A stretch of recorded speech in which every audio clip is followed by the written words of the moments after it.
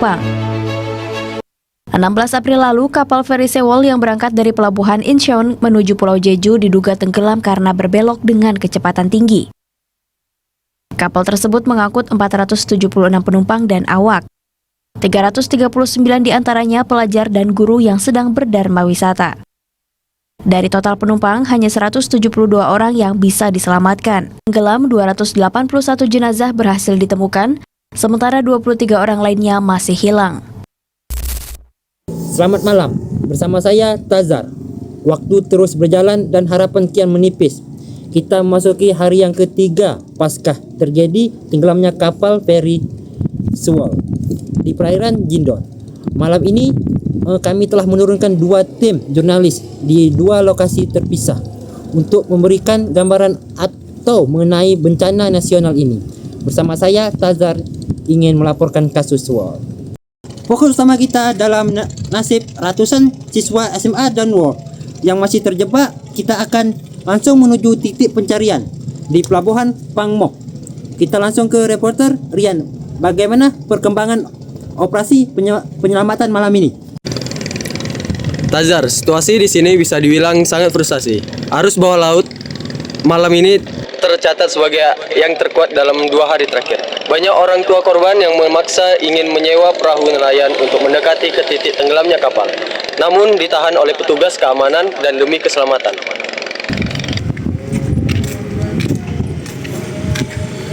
Di samping saya adalah Pak Yayan, penyelam senior yang memimpin tim sipil malam ini. Pak Yayan, apa Anda baru saja naik? Apa kendala terbesar untuk masuk ke dalam bangkai kapal? Kendala terbesar yaitu arus dan puing. Kapal ini posisinya terbalik total. Jalur masuk yang kami petakan pagi tadi sudah terbuka barang-barang kargonya yang terjatuh. Kami mencoba masuk lewat kantin di dek 3, tapi selangnya tersangkut jaring ikan yang entah dari mana asalnya, yang sangat membuat berbahaya. Ada isu bahwa penyelam mendengar ketukan dari dalam dinding kapal. Apakah itu benar? Saya ingin jujur agar keluarga tidak diberi harapan palsu. Suara itu kemungkinan besar dari bunyi logam yang menghantam dasar laut karena arus. Tapi sekecil apapun kemungkinannya, kami tidak akan berhenti. Kami hanya butuh cuaca sedikit lebih tenang. Terima kasih Pak Yayan. Kami berdoa untuk keselamatan tim Anda. Tazar, operasi akan dilanjutkan penuh saat subuh nanti. Terima kasih Rian. Sambil menunggu proses evakuasi, kita harus bicara soal penyebab Kapten Alpin, analisis maritim. Sudah bersama saya, Kapten. Laporan terbaru menyambut kapal miring 45 derajat hanya dalam hitungan detik setelah berbelok. Apakah ini wajar? Sama sekali tidak wajar untuk kapal seukuran itu, Tazar, kecuali pusat gravitasi kapal sudah rusak sejak awal. Saya melihat data modifikasi kapal ini. Mereka menambahkan kabin penumpang di dek atas secara ilegal. Apakah dampak penambahan kabin itu? Itu membuat bagian atas kapal menjadi sangat berat, top heavy. Bayangkan Anda membawa beban berat di atas kepala sambil berlari dan berbelok tajam. Anda pasti jatuh. Ditambah lagi ada dugaan mereka membuang air pemberat atau biasa digelar dengan ballast water agar bisa memuat lebih banyak kargo mobil dan kontainer. Ini adalah resep bencana. Jadi, ketika kargo bergeseran saat belok, apakah kapal tidak punya daya untuk kembali tegak? Saat kapal miring, air masuk lewat pintu kargo yang mungkin tidak terkunci rapat. Itu titik di mana nasib kapal sudah tamat. Analisis yang mengerikan. Dari laut yang ganas, kita beralih ke kota Ansan, tempat ratusan siswa ini bersekolah.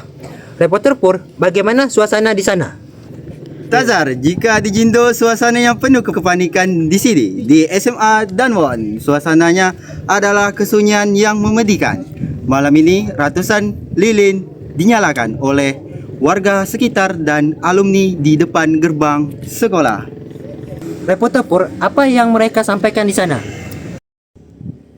Mereka menunjukkan pesan-pesan terakhir yang dikirim teman-temannya. Ada satu pesan yang sangat mengantui. Berbunyi, aku belum sempat bilang aku sayang ayah dan ibu. Kapal ini miring. Aku tidak bisa bergerak.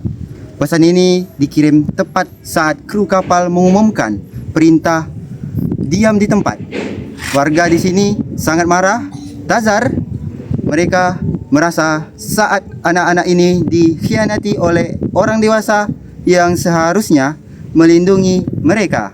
Malam ini, daerah Ansan tidak tidur. Mereka menunggu bus sekolah yang seharusnya membawa anak-anak mereka pulang, meski mereka tahu bus itu mungkin tidak akan pernah datang. Baiklah, reporter Pur. Laporan yang sangat menyentuh. Terima kasih kepada Rian di Jindo dan Pur di Ansan. Terima kasih atas laporan komprehensif kalian malam ini. Pemirsa, tragedi MP Swall mengajarkan kita betapa mahalnya harga sebuah kelalaian dan ratusan mimpi anak muda yang tenggelam di lautan dingin sana dan ratusan keluarga yang hancur di daratan.